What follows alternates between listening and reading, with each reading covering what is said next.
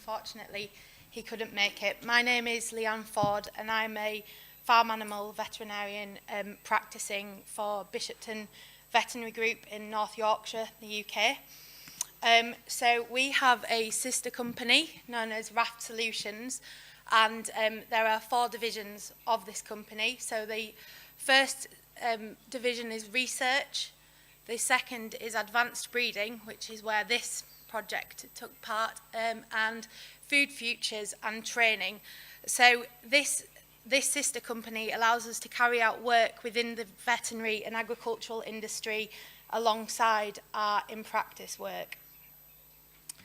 So the advanced breeding side, we have the semen rate part of this, which is where we perform our objective semen analysis through CASA and flow cytometry, which is what I'm going to discuss today. We also perform embryo transfer, OPU, bull semen collection for artificial insemination, and we currently have a project running alongside Buiatrics looking into genomics. So, objective semen analysis, why is there a need? So, when we've been performing embryo transfers, we have found that some of the failures may be due to semen handling. And obviously, if you're using high-value semen, you want to make sure that it actually works before you perform embryo transfer. The other part that objective semen analysis plays is part of the bull breeding soundness evaluation. So the more bull breeding soundness evaluations we do, we find that there are a lot of grey areas. There are also some instances where we might have to perform a second opinion for an insurance case, in which case you want to limit the subjectivity. So it's very useful in that area. The other thing is that it is known that semen quality can deteriorate over time with cold storage. So if you have a batch of straws and they've been stored for a long time, you want to make sure that they actually will do the job before you use them. So when my colleague Mark Spillman set about doing this project, which it's part of his master's, he wanted to work out which would be the best systems to go with. And a lot of it was based on this paper by Patrick Blondon. And the RAFT team decided to go with CASA and flow cytometry. So CASA is computer-aided semen analysis. So subjective versus objective.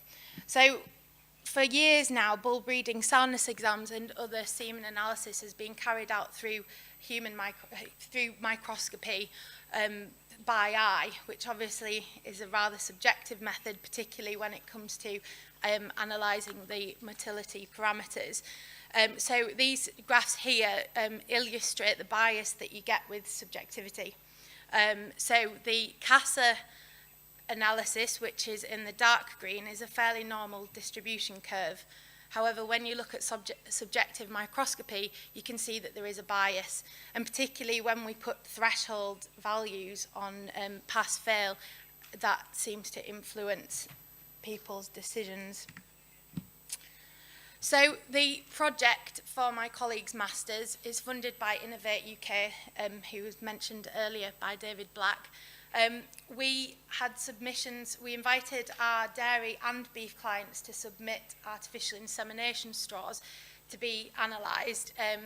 This obviously logistically was a lot simpler than a wider scope.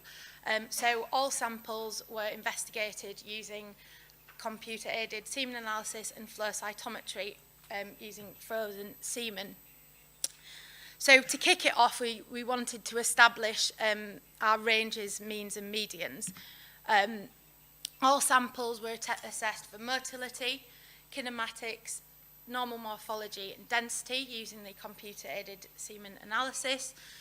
Flow cytometry was then used to give a measure of viability, mitochondrial activity and acrosome integrity. So we used 80 conventional AI semen straws, and these are the ranges that we've got. You can see at the top, the minimum range, that sample was actually dead. So that would have most definitely failed. And we did find that when we ranked the samples highest to lowest, about 30% of those samples would have failed the examination. And this is our range for the sex-sorted AI semen, which you can see was a smaller sample size. So statistical analysis, we used the t-test here, and our significant findings were conventional versus sex semen, dairy sires versus beef sires, and dairy versus beef farms. So when it comes to conventional versus sex semen, we found that the total motility was significantly higher in conventional semen than sex semen, but with a higher range, as displayed on the board. The mitochondrial activity was lower on sex semen as well. When it comes to beef sires versus dairy sires, the dairy sires did always outperform the beef sires, which does suggest that there might be handling issues on our beef farms. And again, this is another measure of how dairy farms outperform the beef farms.